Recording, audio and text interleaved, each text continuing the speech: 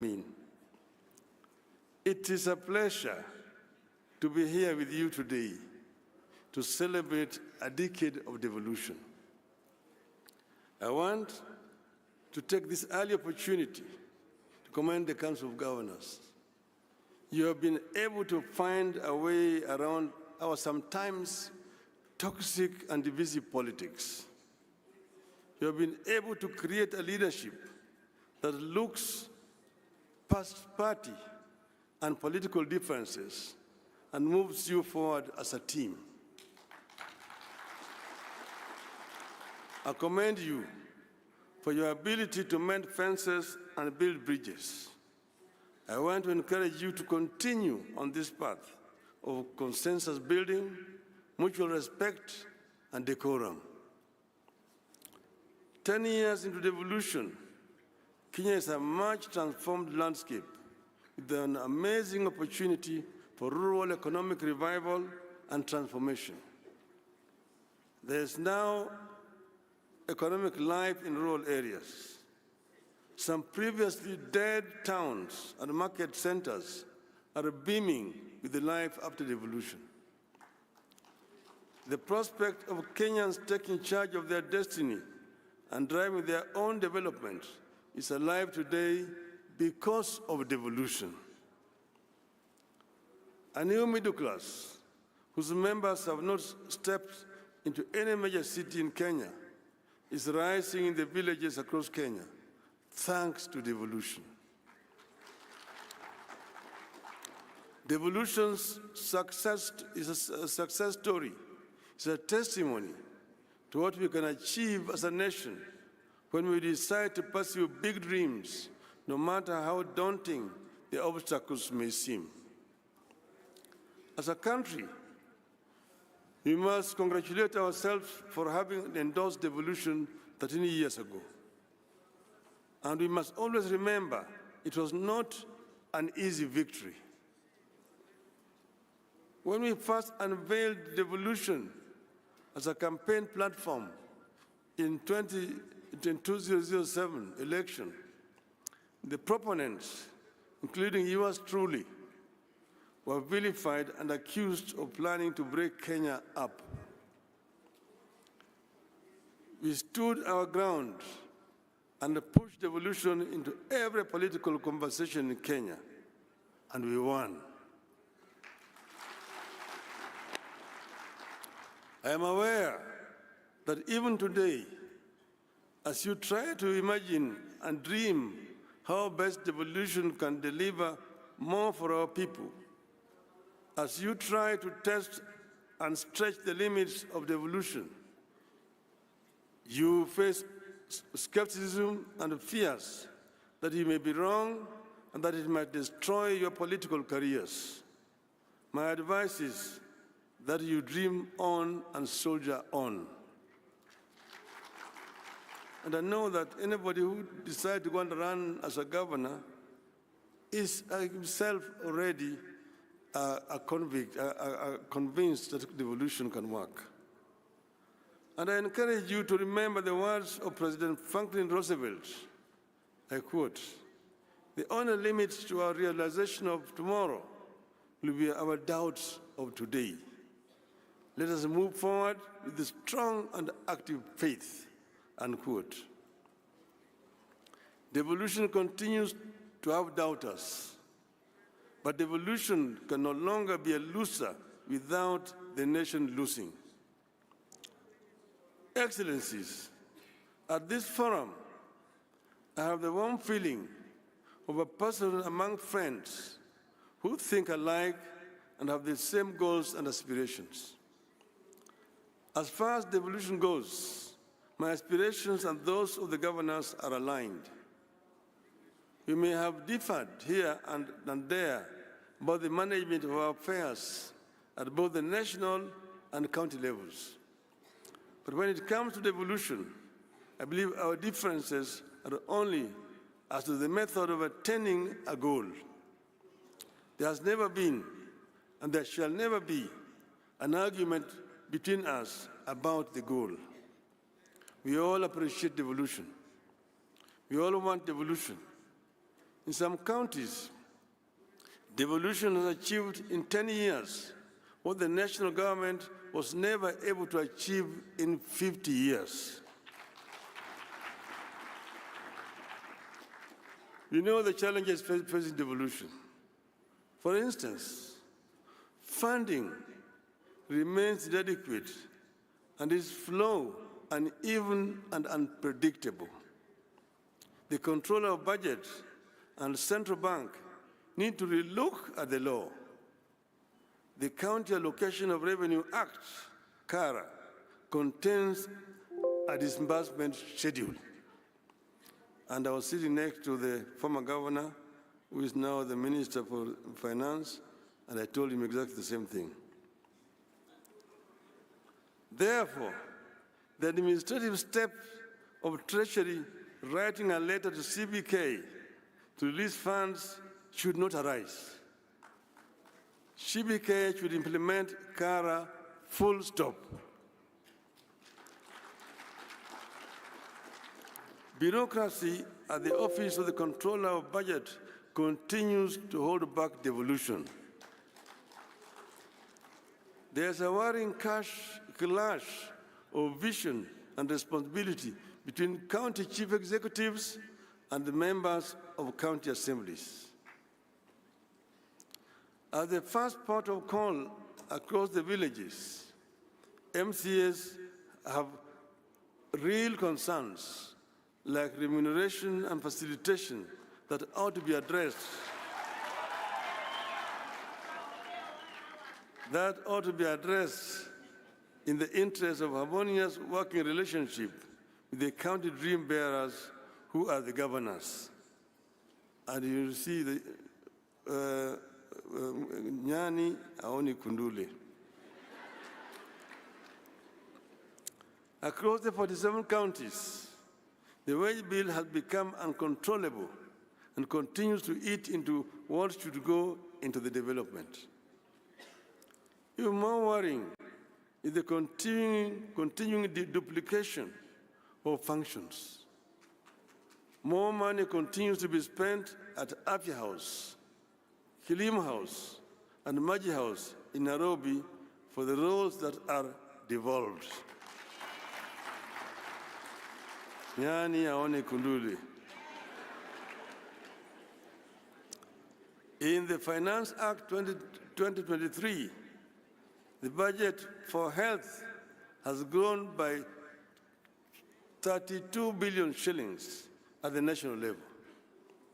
Recurrent expenditure alone has increased by 17%, yet most of the health functions are devolved. Today, fertilizers are procured and distributed by the national government. Affordable housing is being conceptualized and implemented by the national government. The government wants to build markets and employ community health workers. All these are devolved functions whose money should be released to the counties.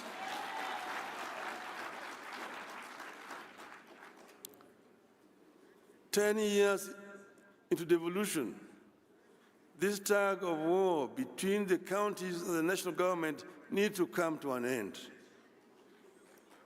In this tug of war, the Commission of Revenue Allocation continues to be ignored, making revenue sharing between national and county governments and among counties uneven and more political than professional."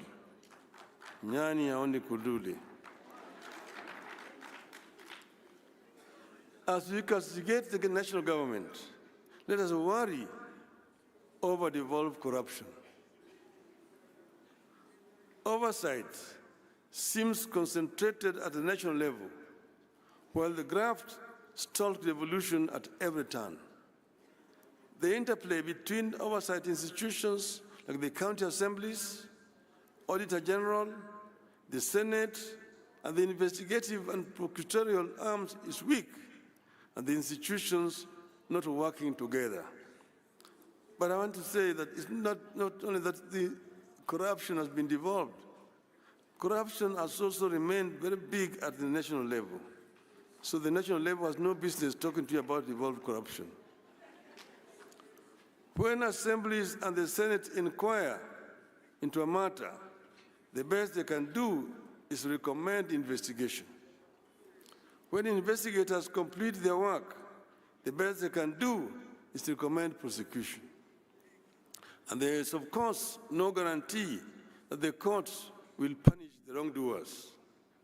Let us address these man-made challenges once and for all, so that we can unleash the full transformative capacities of our countries. We need a constant and consistent monitoring of all laws governing devolution to ensure their implementation and to add statutes whenever they are needed. Your Excellencies, ladies and gentlemen, we meet at a time our country is facing real grave threats. This is a reality check backed by government data. The economy is struggling. Our national currency is severely weakened. The shilling has fallen by 10% since March this year. Our people have been hit hard by punitive taxes and consequent rise in the cost of living. We have runaway unemployment. Our healthcare system is broken.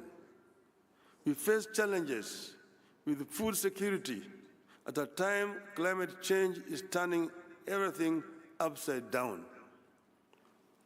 From farming to healthcare to provision of water and infrastructure, nothing is the same or predictable anymore. Unfortunately for governors, you are stationed where the desperation, the need, and the expectations are highest. That is, at the grassroots, where people want instant solutions. I believe that as a country, we are lucky to be going through these challenges in the era of devolution. I believe that if county governments were not here to absorb some of the shock and act as cushion, the economic and governance challenges Kenya is going through today would have overwhelmed and overrun the national government. To continue providing buffers for our country and respond to the cries of the people, counties need a tremendous amount of financial resources in a timely and predictable manner. The national government, therefore, needs to understand and appreciate counties as necessary partners in the journey for a successful Kenya. The problems and responsibilities the people and the counties face today demand that we reevaluate and strengthen our commitment to preserve the place of the county government and bestow it with the power, the authority, the responsibilities, and the revenues necessary to discharge those roles and meet expectations. In times like these, county government may be tempted to do what the national government is doing, which is to increase charges for services they provide to generate more revenue. And I was listening to the talk about its own revenue. I see it differently. I believe this is the time for county government to act compassionately and responsibly.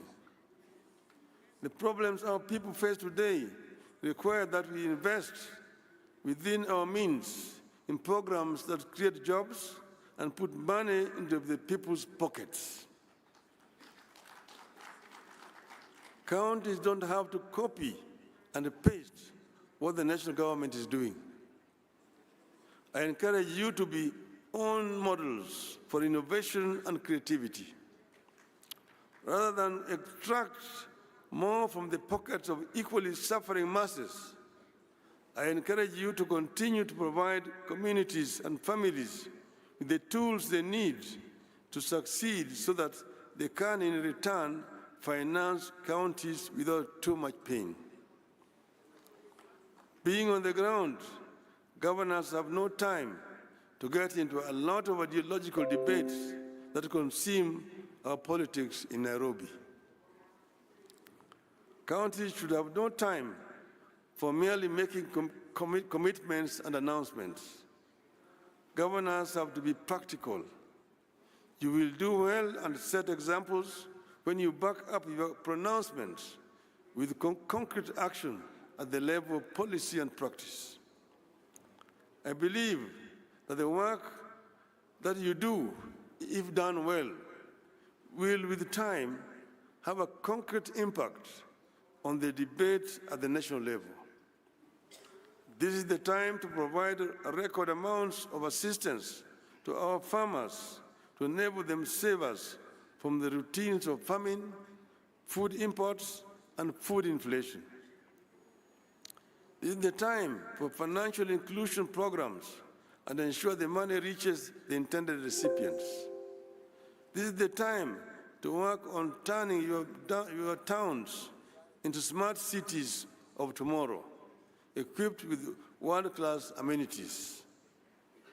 I encourage you to soldier on and double your efforts at light manufacturing and value addition as a way of generating revenue and putting money into people's pockets. With focus, you should be able to set up world-class investment and industrial regions along dedicated corridors of your counties to aid manufacturing. I want to encourage you to particularly promote labor-intensive manufacturing because it puts money into the people's pockets.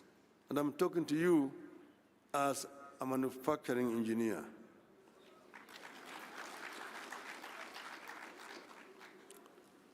Put focus on building infrastructure, including roads, electricity, and water and farm irrigation. This will yield returns. We have to ensure that our policies are predictable and tax regimes stable. Ease of doing business in your counties must therefore be a prime concern. Investors need the assurance that the rules of engagement are the easiest that can be. Remove bureaucracy. With such clarity, you will be able to create employment opportunities, encourage enterprise, and to create a bigger job market for our youth, widening your base for revenue. I believe it is time, again within your means, to allocate some of the money from own revenue to a cash transfer program to help protect the poor at the grassroots. I want to encourage you to continue with cooperation between counties.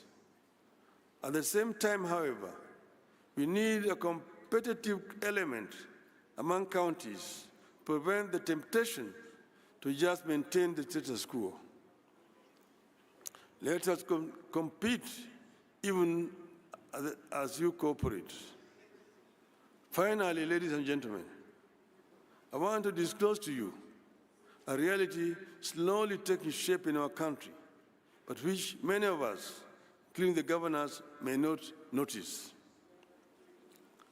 While national politicians may be getting all the attention, the action of translating policies into improvement of livelihoods is actually being determined by governors, county assemblies, and county governments. I see immense possibility for our county-driven growth and leadership in our country. I see potential for a county-driven quantum leap in our country. This hidden reality is not limited to one section of our region. The potential is unlimited. Be open to ideas, investments, and innovations. You may just be the team that put the country on the path to a reversible takeoff. I want to conclude by referring to what Governor Jonathan B. said, the host governor, that they are expecting bumper harvest in this region because they did mandamanos in the farms instead of doing the mandamanos on the streets or carrying sufurias. I want to tell him that this katiba that we have is a product of mandamano.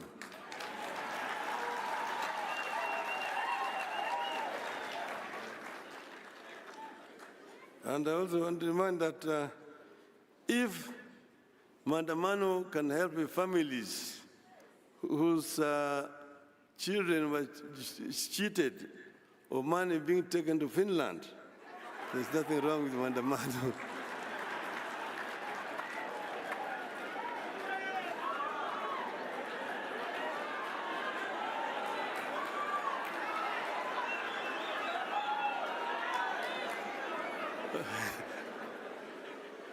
What is wrong is police brutality.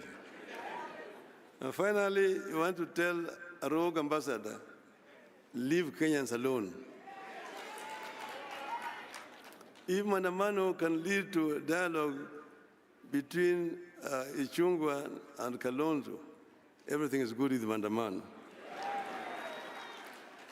Tell the rogue ambassador, Kenya is not the United States. Kenya is not a colony of the United States. Keep your mouth shut when you hear. Otherwise, you will call for your recall back to your country. I thank you, ladies and gentlemen.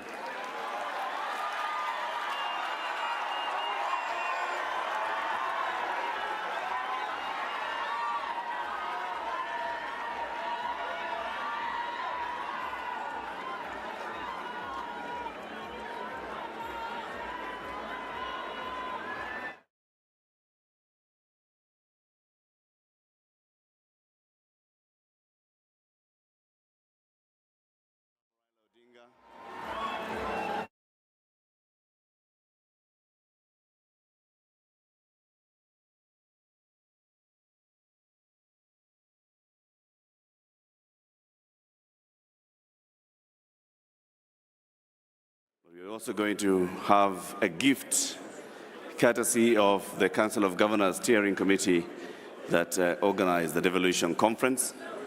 So this photo is the Right Honorable Prime Minister and the 47 governors, those who were present.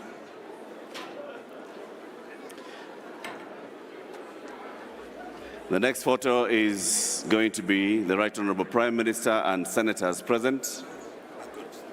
You've done it. Asanteni sana, asante sana. Oh, Governor Malombo was not caught in the photo. Oh, there you go. Asanteni sana. Next up, I'll call the senators who are present. The senators who are present to come for this photo with the Right Honorable former Prime Minister. Asante sana, governors. Thank you very much, governors.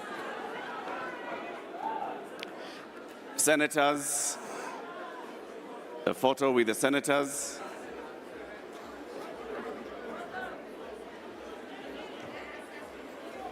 A photo with the senators.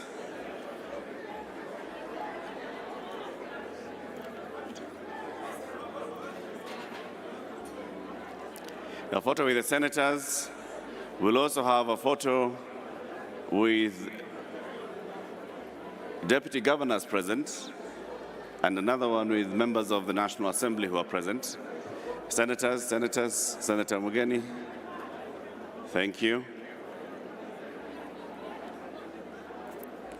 Thank you very much, senators. Next up, I want to call a photo with the deputy governors, led by the chair of the Deputy Governors Forum.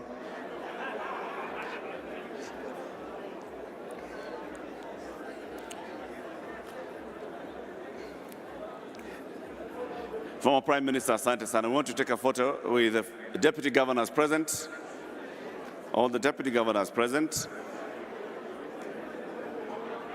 Photo with the deputy governors present.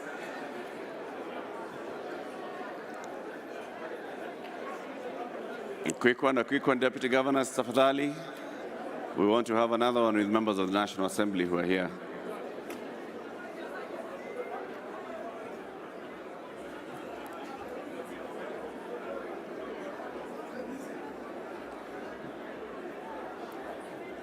Asante, asante.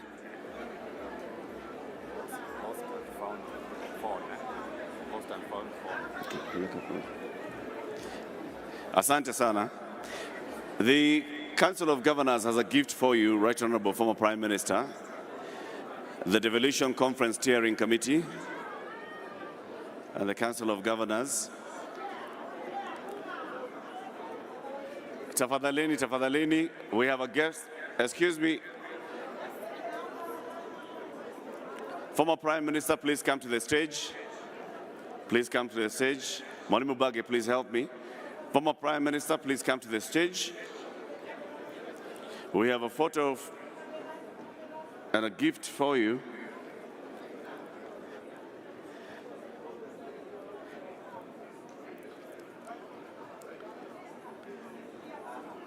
This is a gift from the Devolution Conference Steering Committee.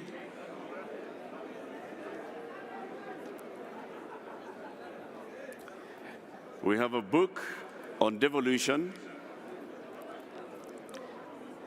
Governor Anno Iguru, the chair of the Council of Governors, flanked by the vice chair, who's also the chair of the Devolution Steering Committee.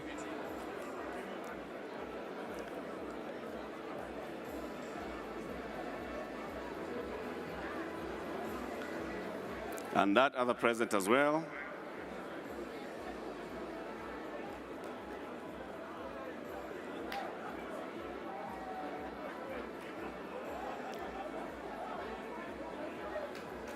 Asante sana. Asante sana. Our chief guest, we thank you very much for joining us. We'll be proceeding to lunch to my right. Ladies and gentlemen, our afternoon session begins in an hour's time after lunch. Lunch is served just like yesterday, delegates to the left and guests who have invitation cards to the right. And then we will be convening for our afternoon session, where we have several breakaway sessions. We have several breakaway sessions, 4 breakaway sessions. One breakaway session will be on agriculture, which will be in room number 3.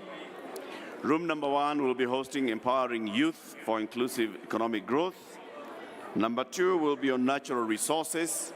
And this main plenary hall will be hosting a breakaway session on health service delivery. Health service delivery will be here. Number 1 will be on youth. Number 2 will be on natural resources. And number 3 will be on agriculture sector. Those are the 3 breakaway sessions. Please go to your session of interest in an hour's time after lunch. Enjoy your lunch, ladies and gentlemen.